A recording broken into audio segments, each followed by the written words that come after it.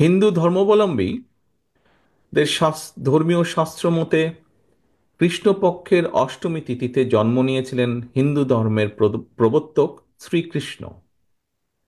হিন্দু ধর্মের অবতার শ্রীকৃষ্ণ প্রায় 5,500 বছর আগে মথুরায় এমন এক সময় জন্মগ্রহণ করেন যখন মথুরার ক্ষমতায় ছিল অত্যাচারী নিষ্ঠুর শাসক কংস। শ্রীকৃষ্ণের আবির্ভাবের পর ধ্বংস হয় স্বৈরাচারী রাজা কংস। প্রিয় উপস্থিতিবৃন্দ, গত এক দশকেরও বেশি সময় ধরে বাংলাদেশেও কংসের মতন এক নৃশংস স্বৈরাচার জনগণের উপরে জগদ্দল পাথরের মতন চেপে বসেছিল। দল মত ধর্ম বর্ণ নির্বিশেষে গণতান্ত্রিকামী বীর জনতার গণ অভ্যুত্থানে গত বছরের 5ই আগস্ট বাংলাদেশ ছেড়ে পালায় সেই কংসরূপী এক নৃশংস গণহত্যাকারী স্বৈরাচার। প্রিয় উপস্থিতিবৃন্দ, স্বৈরাচার পালালেও গণতন্ত্র কিন্তু এখনো সংখ্যামুক্ত নয়। অন্তর্বর্তীকালীন সরকারকে ব্যর্থ করে দেওয়ার ষড়যন্ত্র কিন্তু ক্রমাগত অব্যাহত রয়েছে। পলাতক স্বৈরাচারের যে দোসর, এরা নানা কৌশলে পুনরায় কিন্তু মাথা চাড়া দিয়ে ওঠার অপচেষ্টায় প্রতিনিয়ত লিপ্ত। জনগণের প্রত্যক্ষ ভোটে নির্বাচিত জনপ্রতিনিধিদের দ্বারা জনগণের প্রতি দায়বদ্ধ সংসদ এবং সরকার যতক্ষণ না গঠিত হবে ততক্ষণ পর্যন্ত কিন্তু গণতন্ত্র ঝুঁকি মুক্ত নয়। সনাতন ধর্মের প্রিয় ভাই ও বোনেরা, চট্টগ্রামের জে এম সেন হল প্রাঙ্গণে আজকের এই দ্বিবার্ষিক সম্মেলনে জন্মাষ্টমী উদযাপন পরিষদের সাবেক এবং বর্তমান নেতৃবৃন্দ ছাড়াও এখানে উপস্থিত রয়েছেন বিভিন্ন মঠ মন্দিরের সাধু সন্ন্যাসী মহারাজ এবং সনাতন ধর্মের অনুরাগীগণ। এই অনুষ্ঠানে আপনারা আমাকে যে আমন্ত্রণপত্র দিয়েছেন সেখানে 15 লাইনের যে আমন্ত্রণপত্র, এই আমন্ত্রণ পত্রে আপনাদের উল্লিখিত দুটো লাইন আমি আপনাদের মাধ্যমে বাংলাদেশের সনাতন ধর্মের অনুসারীদের উদ্দেশ্যে কয়েকটি কথা বলতে চাই।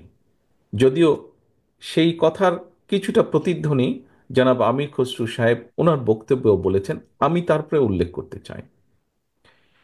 সেই চিঠিটিতে আমন্ত্রণপত্রে লেখা আছে, গত 17 বছর সংগঠনটিকে রাজনৈতিকভাবে ব্যবহার করা হয়েছে। সাধারণ সনাতনীরা সেটি এখন বুঝতে পেরেছেন এবং নতুনভাবে এই সংগঠনকে পুনর্গঠন করার সিদ্ধান্ত নিয়েছেন। এই দুটি লাইনকে কেন্দ্র করেই আমি কথাগুলো বলতে চাই, যার প্রতিধ্বনি অবশ্য এর ভিতরেই আমির খসরু সাহেব ওনার বক্তব্যে বলেছেন আংশিকভাবে। গত 17 বছর আপনাদেরকে রাজনৈতিকভাবে ব্যবহার করা হয়েছে। সত্যিকার অর্থেই এই গভীর সত্যটি যদি আপনারা অর্থাৎ সনাতনী ধর্মের অনুসারীগণ বুঝতে পেরে থাকেন, অবশ্যই এটি আপনাদের জন্য একটি গুরুত্বপূর্ণ উপলব্ধি। প্রিয় ভাই ও বোনেরা, একটি সম্প্রীতি সমৃদ্ধি এবং মানবিক বাংলাদেশ গড়ে তোলার পথে আপনাদের এই উপলব্ধি আগামী দিনে আমাদের সকলের জন্য অত্যন্ত সহায়ক ভূমিকা রাখবে। আমাদের সকলেরই আমাদের জেনে রাখা প্রয়োজন, রাষ্ট্র এবং সমাজে নিরাপদ বসবাস নিশ্চিত করতে কোনো দলীয় পরিচয় আবদ্ধ থাকা কারো জন্যই জরুরি নয়।